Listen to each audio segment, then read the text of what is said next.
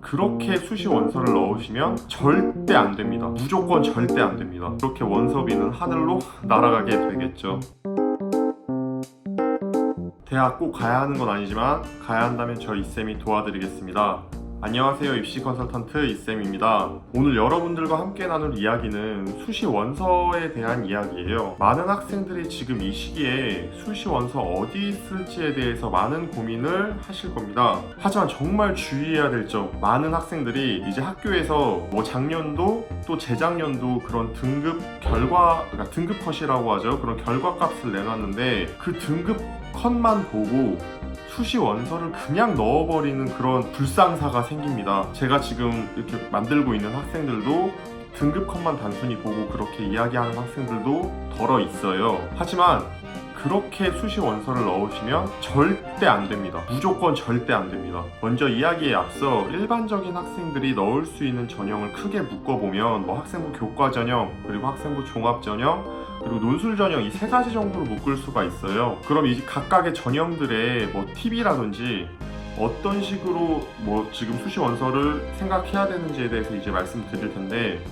학생부 교과 전형 같은 경우는 그 전형으로 쓸 학교에 수능 최저 등급이 있는지, 또 어떻게 구성이 돼 있는지, 그리고 또는 면접이 있는지에 대해서 생각을 꼭 해주셔야 됩니다. 수능 최저 등급을 고려해 보라는 얘기는 자신이 지금까지 본 모의고사들 3월, 4월, 그리고 최근에 본 6월 모의고사까지 자신의 그런 등급 컷에 대한 추이를 확인을 해서 그 학교, 자신이 쓸 학교에 수능 최저 등급을 맞출 수 있는지에 대해서 생각을 해보는 겁니다. 하지만 많은 학생들이 자신이 여태까지 본 모의고사의 점수들을 쭉 깔아놓습니다.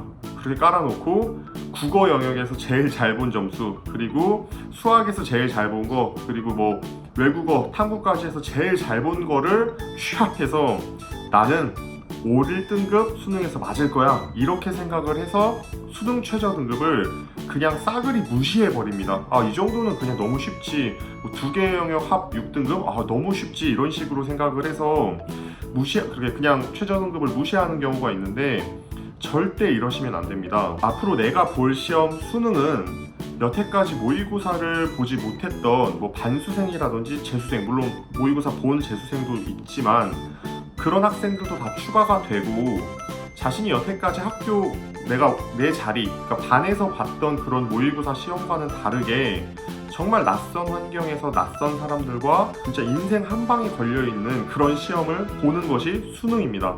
그런 수능에서 자신이 최상의 컨디션, 그리고 한 번 겪어봤던 그 최고의 점수를 맞을 수 있을지에 대해서는 조금 확률적으로 어렵기 때문에 제가 말씀드린 이 점을 꼭 기억해 두시고 수시 원서 접수할 때 수능 최저 등급 기준을 충족하는지 못하는지에 대해서 판단해 주셔야 됩니다. 또한 교과 전형들 중에 면접이 있는 교과 전형이 있는데, 그럴 경우에 하나 꿀팁은 학교 홈페이지에 가보면 학교의 인재상이라든지 자신이 지원한 학교 학과에 커리큘럼, 그리고 졸업 후 진로사항, 그 학과의 교수님들이 어느 분야의 좀 권위자인지 이런 부분을 확인해 주시고 면접을 임한다면 훨씬 좀 더 훌륭한 면접을 할 수 있을 겁니다.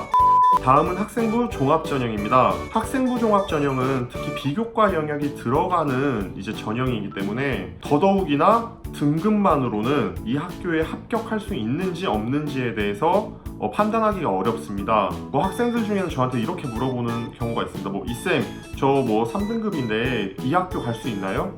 이쌤, 저 3.4등급인데 이 학교 등급컷 지난번에 보니까 3.6이 평균이더라고요. 저 이거 붙을 수 있죠? 이렇게 말하는 경우가 있는데, 비교과 영역이 들어가고 또 면접이 들어가기 때문에 단순히 이런 부분에서만 판단하기는 어렵습니다. 더군다나 학교들 중에, 우리 학교 들어온 학생들 중에 최저 내신을 올려놓는 학교가 있어요. 그런 학교들의 최저 등급만 보고 선생님 왜 여기 7등급도 들어갔대요, 선생님 5등급도 들어갔어요, 저 내신 4.8등급인데 저도 넣을게요, 이렇게 말해버리면 이 학교 학생 못 들어갑니다. 이거 도박 아닙니다. 많은 학생들 중에는 빵꾸가 뚫려서, 그러니까 빵꾸라고 하면은 인원수라든지 이런 게 미달이 나가지고 또는 최저 등급을 못 맞춰서 학생들이 그냥 들어가서 7등급이 붙은 줄 아는데, 절대 학생부 종합전형에서는 그런 경우는 없다고 보시면 됩니다. 그 7등급인 학생은 생기부를 뜯어보게 되면은 그 학생이 그 학과에 맞게끔 전공 적합성이라든지 면접 이런 부분에서 또는 외국에서 살던 유학생일 경우가 있어요. 그래서 전에 모 학교의 뭐 일본어학과 같은 경우는 진짜 인서울권인데 7등급이 붙은 경우가 있는데, 이 학생 같은 경우는 실제로 일본에서 고1 때까지인가 이렇게 살다 온 친구였기 때문에 붙을 수 있었습니다. 그래서 자신이 보험으로 넣고 싶어서 학생부 종합전형 그냥 원서 카드 남으니까 여기 뭐 7등급도 붙었어, 6등급도 붙었어, 나도 한번 넣어볼 거야 라고 하는 거는 그 학교에 신축 건물 세울 때 벽돌 하나 이렇게 올려주는 거니까 절대로 벽돌을 올려주는 일은 우리가 하시면 안 됩니다. 학교에 뭐가 좋으라고 우리가 벽돌을 하나 벽돌 값을 딱 올려줍니까? 나중에 뭐 그럼 이쌤, 학생부 종합전형은 어떻게 판단을 해줘야 돼요? 제가 이 학교에 갈 수 있는지? 라고 물어보신다면 등급의 범위를 조금 아셔야 됩니다. 그러니까 영어로는 레인지라고 하죠.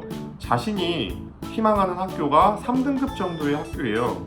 근데 자신이 비교과가 너무너무 잘 돼 있어요. 그러면 3등급보다 좀 더 아래여도 그 학교에 지원할 수 있겠죠. 또 비교과 영역이 아무래도 남들에 비해서는 조금 약한 것 같아요. 그럴 경우면 자신이 이제 3등급보다 좀 더 높아야지 아무래도 뽑힐 확률이 더 있을 수 있겠죠.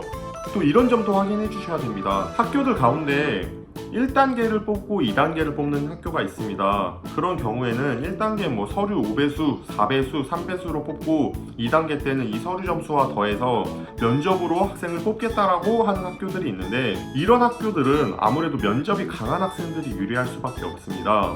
아무리 면접을 연습을 해도 면접에서 학생이 이미 타고난 기질이 있기 때문에 면접이 안 맞는 학생들이 있습니다. 근데 대체적으로 학생들이 면접 준비를 안 해봤기 때문에 자신이 면접형인지 아닌지를 모르는데, 학생들 중에 되게 외향적이고 말하는 거 좋아하고, 물론 저도 마찬가지지만 그렇게 면접에 강한 학생들이 있습니다. 이런 경우는 1단계에서 자신이 그 배수 안에 들어갈 수 있다, 내가 면접까지 볼 수 있다 라고 판단이 된다면 과감하게 지원하셔서 면접에서 다른 학생들보다 더 높은 점수를 받는 것도 학생부 종합전형의 유리한 전략입니다. 아무튼 학생부 종합전형은 등급만으로 절대 판단할 수가 없다는 점을 꼭 기억해 두시고, 다음으로 말씀드릴 내용은 논술 전형입니다. 이제 학생부 종합전형 비교과 영역도 준비 안 했고 자신의 등급이 조금 애매하게 있는 학생들은 이제 수시에 어떤 카드, 내 수시 카드는 어떤 걸 쓸까에 대해서 고민을 하다가 논술 전형을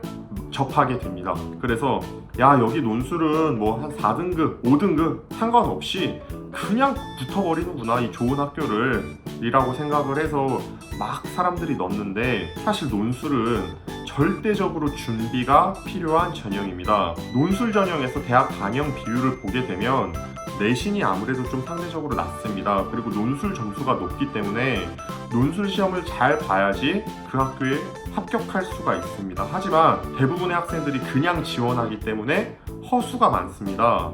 거기에 논술 전형의 대부분의 학교들은 수능 최저 등급까지 있습니다. 자신이 수능 최저를 통과하기가 어려운데, 아까 제가 교과 전형에서 말했다시피 자신이 수능 최저 등급 맞출 수 있을 거라고 생각해서 똑같이 논술 전형에 넣어버립니다. 그리고 최저 등급도 못 맞춰버리고 그렇게 원서비는 하늘로 날아가게 되겠죠. 그래서 논술 전형을 준비하시는 분들은 꼭 그 학교의 기출 문제와 학교 논술에서, 그 자신이 지원할 학교의 논술에서 어떻게 그 형식을 요구하는지를 배우시고, 또는 뭐 유튜브를 보신다든지 자신이 직접 자료를 찾는다든지 해서, 아니면 학원을 다니셔도 좋고, 그렇게 준비를 한 후 시험을 보셔야 되고, 자신이 또 수능 최저 등급을 맞출 수 있는지에 대해서 정확한 진단이 필요합니다. 혹시나 여기까지 보시고 그럼 나는 수시 어떻게 해야 돼? 수시 나는 무조건 수시에서 마무리하고 싶은데 라고 하시는 분들이 있어요. 다시 말해서 수시를 보험으로 넣고 싶으신 분들, 또는 뭐 4개는 완벽한데 2개를 어떻게 할지에 대해서 고민이신 분들은 제가 추천드리는 방법은 학생부 교과 전형을 활용하는 방법입니다. 아무래도 상대적으로 교과 전형은 등급만 보고 지원할 수 있기 때문에, 또 등급만 확인을 해서 이 학교를 붙을 수 있을지 없을지가 판단하기가 상대적으로 쉽기 때문에, 수시에서 대입을 마무리 짓고 싶으신 분들은 학생부 교과 전형으로 꼭 지원해 주시면 좋겠습니다. 이상 수시 원서 접수에 관련된 이야기들을 좀 길게 얘기를 한 것 같은데 많은 도움 되셨나요? 도움 되셨다면 좋아요도 눌러주시고 구독도 눌러주시면 좋겠습니다. 저는 앞으로 더 유익한 정보를 가지고 여러분들께 찾아뵙도록 하겠습니다. 입시 컨설턴트 이쌤이었습니다.